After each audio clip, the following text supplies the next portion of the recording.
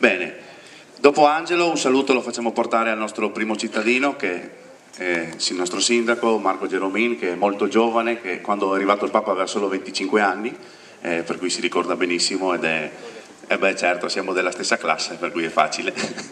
Marco Geromin. Grazie, un buongiorno a tutti, un benvenuto a tutte le autorità civili, religiose e militari a questo evento. Un monumento significa ricordo. Ricordo significa, ricordare significa comprendere cosa è successo in passato. Se possibile cogliere le cose buone ed evitare gli errori del passato. In questi giorni ho rivissuto un attimino quell'evento del 1° maggio 92 con la visita del Papa a Concordia. L'ho rivissuto rivedendo le immagini che sono state raccolte, sono state archiviate per questo periodo. L'ho rivissuto rileggendo gli interventi dell'allora sindaco Anese e del Papa stesso. E la cosa che mi ha sorpreso è stato che all'interno di questi due interventi c'erano delle cose che si condividevano, sia da un'autorità civile che da un'autorità religiosa.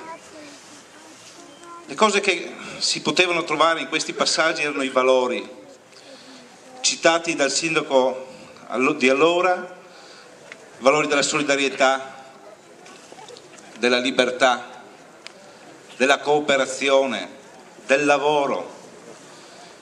Questi valori poi sono stati ripresi anche nell'intervento del Papa, integrando poi anche alcuni passaggi che si potevano ritrovare nella sua enciclica, che proprio a Concordia festeggiava il suo primo anno, l'enciclica che è stata emanata il 1° maggio del 1991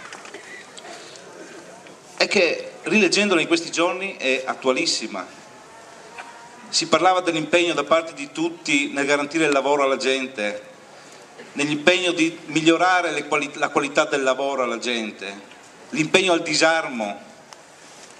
Credo che tutti sappiamo la situazione che stiamo vivendo adesso, non siano mai state parole così attuali. Allora io voglio, lasciare questo messaggio.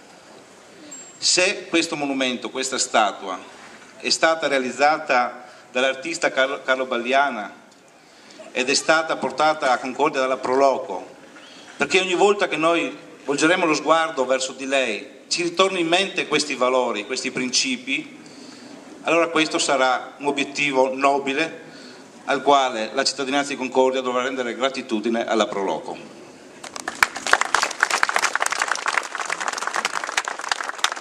Ringraziamo il nostro sindaco Marco Geromin.